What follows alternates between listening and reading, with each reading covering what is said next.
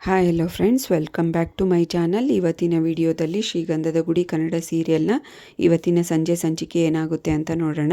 ಸಂಚಿಕೆ 134 ಇದು. ಹಿಂದಿನ ಸಂಚಿಕೆಯಲ್ಲಿ ನೀವೆಲ್ಲರೂ ನೋಡೇ ಇರ್ತೀರ, ಚಂದನೆಯಿಂದ ಕಪಾಳ ಮೋಕ್ಷ ಆಗಿರುತ್ತೆ. ಅಲ್ಲಿಗೆ ಈ ಸಂಚಿಕೆಯನ್ನು ಮುಕ್ತಾಯಗೊಳಿಸ್ತಾರೆ. ಮತ್ತು ಅದೇ ಕಂಟಿನ್ಯೂಯೇಷನ್ ಸೀನ್ ಆಗಿರುತ್ತೆ. ಇವಳು ಚಂದನ ಪಾರ್ಕಲ್ಲಿ ಸುತ್ತಾಡಿಕೊಂಡು ಡ್ಯಾನ್ಸ್ ಥರ ಮಾಡ್ತಾ ಇರ್ತಾಳೆ. ಇವನಿಗೆ ಒಂದು ಕನಸು ಬಂದಿರುತ್ತೆ, ಅವಳ ಜೊತೆಗೆ ಅವಳು ಬೀಳ್ತಾ ಇರ್ತಾಳೆ, ಇವನು ಹಿಡ್ಕೊಂಡಿರ್ತಾನೆ. ಅವಳು ದಬ್ಬಿಟ್ಟು ಇವನಿಗೆ ಕಪಾಳ ಕೊಡ್ದಿರ್ತಾಳಲ್ಲ, ಆ ಕನಸು ಅಪ್ಪ ಸದ್ಯ ಕನಸಪ್ಪ ಅಂತ ರಿಲೀಫ್ ಮಾಡ್ಕೊತಾನೆ.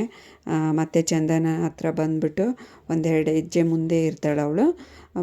ಬನ್ನಿ ಮೇಡಮ್, ತುಂಬ ಖುಷಿಯಾಗಿದ್ದೀರಾ, ದೇವಸ್ಥಾನಕ್ಕೆ ಹೋಗಿ ದೇವ್ರ ದರ್ಶನ ಮಾಡಬೇಡಣ ಬನ್ನಿ ಅಂತ ಕರ್ಕೊಂಡು ಹೋಗ್ತಾನೆ. ಇವಳು ಅಷ್ಟೇ, ಬನ್ನಿ ಆಯಿತು ಹೋಗೋಣ ಅಂತ ದೇವಸ್ಥಾನ ಒಳಗಡೆ ಹೋಗ್ತಾರೆ. ಏನು ಮೇಡಮ್ ಬಿಟ್ಟರೆ ಡ್ಯಾನ್ಸು ಮತ್ತು ಇನ್ನೇನೇನೋ ಮಾಡೋಂಗಿದ್ದೀರಾ, ಅಷ್ಟು ಖುಷಿಯಾಗಿದ್ದೀರಾ ಅಂತ ಹೇಳ್ಕೊಂಡು ಹೋಗ್ತಾ ಇರ್ತಾನೆ ಒಳಗಡೆ. ಹೌದು, ಮತ್ತು ಇಷ್ಟು ಸಂತೋಷಕ್ಕೆಲ್ಲ ಕಾರಣ ನೀವೇ ಅಂತ ಹೇಳ್ತಾಳೆ. ಸ್ವಲ್ಪ ನಿಧಾನಕ್ಕೆ ತೋರಿಸ್ತಾ ಇರ್ತಾರೆ ದೇವಸ್ಥಾನ ಎಲ್ಲ ಸೀನರಿ, ಮತ್ತು ದೇವಸ್ಥಾನದಲ್ಲಿ ಒಂದು ಸಾಂಗ್ ಪ್ಲೇ ಮಾಡ್ತಾರೆ. ನಿಧಾನಕ್ಕೆ ಇವರಿಬ್ಬರು ಪೀಸ್ಫುಲ್ಲಾಗಿ ಕಾಮಾಗಿ ದೇವ್ರ ದರ್ಶನ ಮಾಡ್ಕೋತಾರೆ. ಹಾಗೆ ಅವಳ ಹತ್ರ ಸರ್ಟಿಫಿಕೇಟ್ ಇರುತ್ತಲ್ಲ, ಮೇಡಮ್ ಅದು ಕೊಡಿ, ಪೂಜಾರಿ ಪೂಜೆ ಮಾಡಿಕೊಡ್ತಾರೆ ಅಂತ ಹೇಳಿ ಕೊಡ್ತಾಳೆ ಚಂದನ. ಅವರು ಪೂಜೆ ಮಾಡಿ ಕೊಡ್ತಾರೆ ಇವಳಿಗೆ. ತುಂಬ ಖುಷಿಯಾಗುತ್ತೆ. ಅದನ್ನು ಇಸ್ಕೊಂಡು ದೇವ್ರ ದರ್ಶನ ಮಾಡಿಕೊಂಡು ಹಾಗೆ ಹೊರಗಡೆ ಮಾತಾಡಿಕೊಂಡು ಬರ್ತಾ ಇರ್ತಾರೆ. ಅಲ್ಲೊಬ್ಬರು ಸ್ವಾಮೀಜಿ ಕಾಣಿಸ್ತಾರೆ ನೋಡಿ. ಅವರು ತುಂಬ ಇದು ದೈವ ಭಕ್ತಿ ಇರೋರು ಅಂತ ಕಾಣಿಸುತ್ತೆ. ಸ್ವಾಮೀಜಿಗಳ ಹತ್ರ ಹೋಗಿ ನಮಸ್ಕಾರ ತಗೊಳ್ಳೋಣ ಅಂತ ಅಂದ್ಕೊಂಡು ಮಾತಾಡಿಕೊಂಡು ಬಂದು ಇಲ್ಲಿ ನಮಸ್ಕಾರ ಮಾಡ್ತಾರೆ ಅವರಿಬ್ಬರಿಗೂ.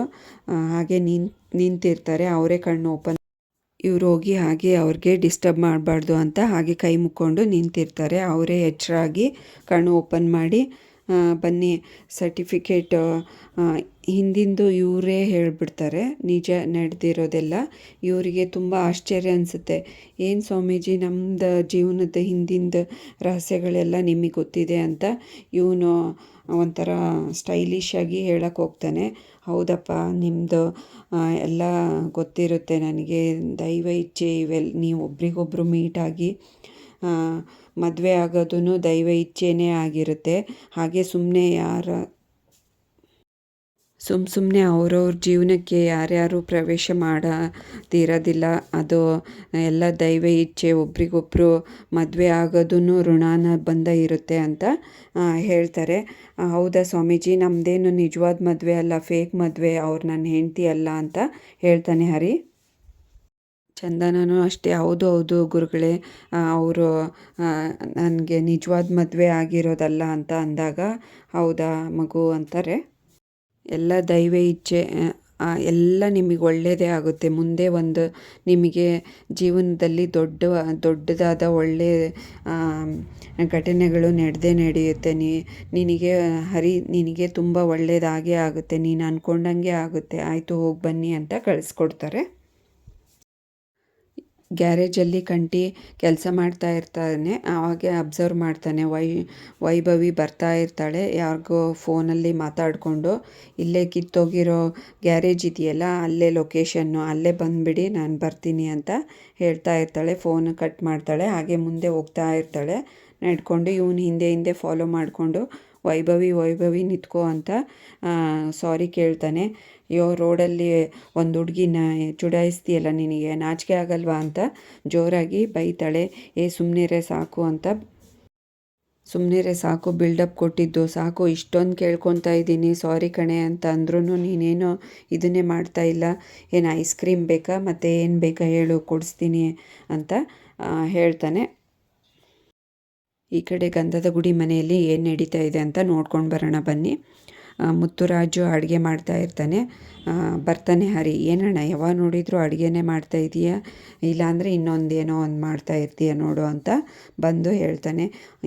ಇನ್ನೇನು ಮಾಡಬೇಕಾಗಿತ್ತು, ಜ್ಯೂಸ್ ಬೇರೆ ತಂದು ಕೊಟ್ಟಿದ್ದೀಯಾ, ಏನು ಮಸ್ಕ ಹೊಡಿತಾ ಇದೆಯಾ, ಏನು ಹೇಳೋ, ಈ ಜ್ಯೂಸಿಂದ ಪ್ರಾಬ್ಲಮ್ ಅಲ್ಲ, ನೀನು ಇದನ್ನು ಕೊಟ್ಬಿಟ್ಟು ಏನೋ ಒಂದು ಹೇಳ್ತೀಯ, ಅದರಿಂದ ನನಗೆ ಪ್ರಾಬ್ಲಮ್ಮು ಅಂತ ಹರಿಗೆ ಹೇಳ್ತಾನೆ. ಏನು ಜೋರಾಗಿ ಕೂಕ್ಕೊಳ್ಳ, ಏನು ನೀನೇ ಬಿಲ್ಡಪ್ ಮಾಡ್ತಾ ಇದೀಯಾ, ನೀನು ತಪ್ಪು ಮಾಡಿಬಿಟ್ಟು ಅಂತ ವೈಷ್ಣವಿ ಜೋರಾಗಿ ಬೈತಾಳೆ. ಅಯ್ಯೋ ಆಯಿತು ಸುಮ್ಮನಿರು, ಏನು ಹೇಳು, ಏನು ಕೊಡಿಸ್ಲಿ, ಏನು ತಿಂತೀಯ ಹೇಳು, ಬಾ ಹೋಗೋಣ ಎಲ್ಲಾದರೂ ಹೋಟೆಲ್ಗೆ ಅಂತ ಕೇಳ್ತಾನೆ. ಸಾರಿ ವೈಭವಿ ಅಂತ ಹೇಳ್ತಾನೆ. ಇವಳು ಹಾಗೆ ನೋಡ್ಕೊತ ಇರ್ತಾನೆ.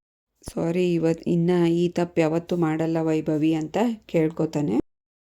ಸರಿ ಜ್ಯೂಸ್ ಕುಡ್ದಿದ್ದಾಯ್ತಲ್ಲ, ಇನ್ನೇನು ಹೇಳು, ಇನ್ನೇನು ಬೇಕು ಹೇಳು ನಿನಗೆ ಅಂತ ಕೇಳ್ತಾನೆ. ಏನೂ ಇಲ್ಲ, ನಾವು ಒಂದು 2 ದಿನದ ಮಟ್ಟಿಗೆ ಎಲ್ಲಾದರೂ ಟ್ರಿಪ್ಪಿಗೆ ಹೋಗಿ ಬರೋಣ, ಮಹಿಗೂ ತುಂಬ ಬೇಜಾರಾಗಿದೆ, ವಾತಾವರಣ ಚೇಂಜ್ ಆದರೆ ಚೆನ್ನಾಗಿರುತ್ತೆ ಅಂತ ಹೇಳ್ತಾನೆ. ಆಯಿತು ನಾನು ಒಪ್ಕೊಂಡಿದ್ದೀನಿ, ಕಂಟಿ ಒಪ್ಕೋಬೇಕು, ಕಂಟಿ ಗ್ಯಾರೇಜ್ ಬಿಟ್ಟು ಬರ್ತಾನೇನೋ ಅಂತ ಹೇಳಿದಾಗ ಆಯಿತು ಅವನು ಒಪ್ಸೋ ಜವಾಬ್ದಾರಿ ನಂದು ಅಂತ ಹರಿ ಹೇಳಿ ಗ್ಯಾರೇಜ್ ಕಡೆ ಬರ್ತಾನೆ. ಏನೋ ಈ ಕಡೆ ಪಾದ ಬೆಳೆಸ್ಬಿಟ್ಟಿದ್ಯಾ ಅಂತ ಕಂಟಿ ಕಿಂಡಲ್ ಮಾಡಿ ಕಾಲು ಎಳಿತಾ ಇರ್ತಾನೆ. ಹೌದೌದು ಯಾವತ್ತೂ ಬಂದಿಲ್ವೇನೋ ನಾನು ಅಂತ ಅಂದಾಗ, ಬುಲಿ ಹೋಗು ಜ್ಯೂಸ್ ತೊಗೊಂಬ, ಆ್ಯಪಲ್ ಜ್ಯೂಸು ಅಂತ ಹೇಳಬೇಕು ಅಂತ ಅಂದ್ಕೊಂಡಿರ್ತಾನೆ.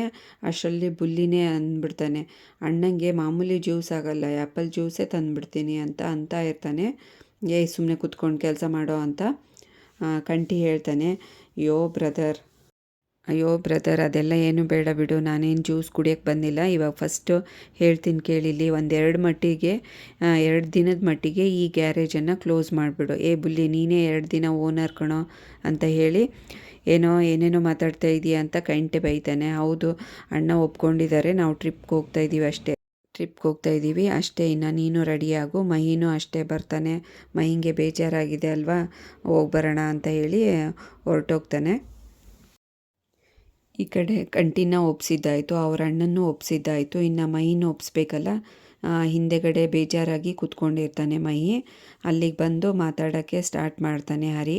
ಅಲ್ಲಿಗೆ ಈ ಸಂಚಿಕೆಯನ್ನು ಮುಕ್ತಾಯಗೊಳಿಸ್ತಾರೆ. ನೆಕ್ಸ್ಟ್ ಸಂಚಿಕೆಯಲ್ಲಿ ಏನಾಯಿತು ಅಂತ ಕಾದು ನೋಡೋಣ. ಅಲ್ಲಿವರೆಗೂ ಈ ವಿಡಿಯೋ ನೋಡಿದ್ದಕ್ಕೆ ಎಲ್ರಿಗೂ thanks.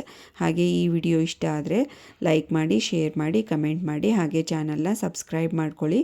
Thanks for watching this video.